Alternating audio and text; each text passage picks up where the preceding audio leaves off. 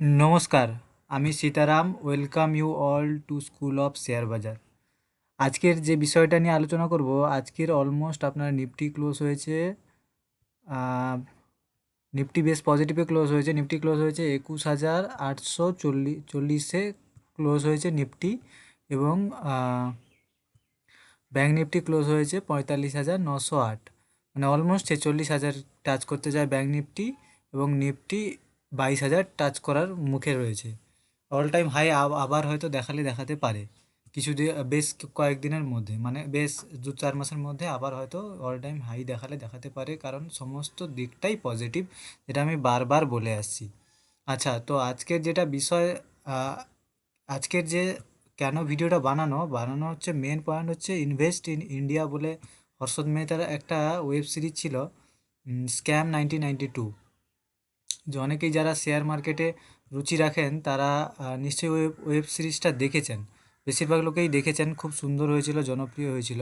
যে হর্ষদ মেহতা ওই সময় 1992-তে যে স্ক্যামটা করেছিল, স্ক্যাম বলতে সেবির কিছু গাইডলাইন ছিল, যেখানে লুপ হোল ছিল। সেই লুপ হোলটাকে ইউজ করে সে প্রচুর টাকা মার্কেটে ইনভেস্ট করেছে।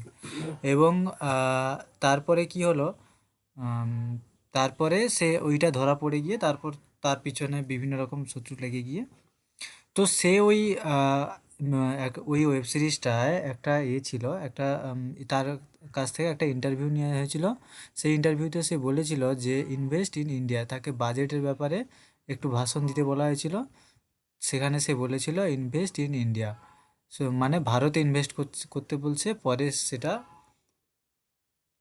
অবশ্যই সেটার ফল দেবে। কিন্তু আজকে কেন কথাটা আবার বলছি আমি, কারণ হচ্ছে গতকাল রাতে, আরে কিছুক্ষণ পরে ইউএস মার্কেট ওপেন হয়ে যাবে। এখন বাজে 4:26, 5টা-6টা নাগাদ ইউএস মার্কেট ওপেন হয়ে যাবে। কিন্তু ইউএস মার্কেটে গতকাল রাতে কি ইনফ্লেশন ডাটা এসেছিলো, যে ডাটাটা একটু নেগেটিভ ছিল, একটু বেশি ইনফ্লেশন হয়ে গেছিলো, যে কারণে শেয়ার মার্কেটে অনেকটাই ধস নেমে গেছিলো ইউএস মার্কেটে। কিন্তু এবারে কি হতো, 2 বছর 4 বছর বা তার আগেও ঘটনা, যখন ইউএস মার্কেট যদি মানে জ্বরে পড়ে যেত ভারতের মার্কেট, সেই জ্বরটাকে ভারতের মার্কেট তারপর ধরে নিত। কিন্তু এখন কি হয়েছে, কালকে শেয়ার মার্কেটে ইউএস মার্কেটে এত ধস নামা সত্ত্বেও ইন্ডিয়ান মার্কেটের র্যালিটা আপনি দেখুন। 121 পয়েন্ট, সরি, 96 পয়েন্ট নিফটির র্যালি, এবং ব্যাঙ্ক নিফটির র্যালি 405 পয়েন্ট, ব্যাঙ্ক নিফটির র্যালি উপরের দিকে পজিটিভে। তো এই জিনিসগুলো ইন্ডিকেট করে যে ইন্ডিয়ার রিটেলাররা, ইন্ডিয়ার ইনভেস্টররা পরপর স্বাবলম্বী হচ্ছে। তারা নিজেদের স্টকগুলোতে নিজেরাই বেশিরভাগ ইনভেস্ট করছে, ফরেন ইনস্টিটিউট বা ডোমেস্টিকের উপরে চেয়ে বসেনি, রিটেলারদের পাওয়ার পরপর বাড়ছে। তো এইভাবে ইনভেস্ট করতে থাকুন। বাকি যেভাবে বলে আসছি সমস্ত দিকগুলোই পজিটিভ আছে। আর একবার আমরা দেখে নেব যে পিএসইউ স্টকগুলো যেভাবে পড়ে গেছিলো পিএসইউ ব্যাংকে, তো আবার এগুলো সাময়িক। দেখুন, হঠাৎ করে উপরে চলে গেছে, আপনি উপরে গিয়ে উপরে ধরতে পারবেন না, একটা মিডিল পয়েন্টে ধরে মিডিল পয়েন্টে ছাড়তে হবে। সমস্ত পিএসইউ ব্যাংকের স্টকগুলো আপনি দেখুন, Bank of Baroda, Bank of India, Maharashtra Bank, Canara Bank, Central Bank, Indian Bank, Jharkhand Bank, PNB, SBIN, UCO Bank, Union, সমস্ত ব্যাঙ্ক পজিটিভ, সবগুলোই পজিটিভ। সুতরাং ভয় বা ঘাবড়ানোর কিছু নেই, লং টার্মের জন্য ধরে রাখেন, তাহলে অবশ্যই এটা আপনাকে লাভদায়ক বা লাভবান করবে কিছুদিন।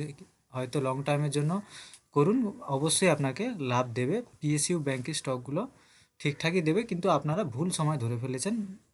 মানে চলতে থাকা একটা ট্রেন সাপোজ যাচ্ছিল, আপনার এই স্টেশনে ওঠা উচিত ছিল, আপনি ট্রেনটা চলে যেতে শুরু করেছে দেখে আপনি এখানে উঠে পড়েছেন, কিন্তু ট্রেনটা ঘুরে এসে এখানে আসবে, তারপর আবার সে তার গন্তব্যে যাবে। তো এই কারেকশানের জন্য আপনাকে সহ্য করে বসে থাকতে হবে।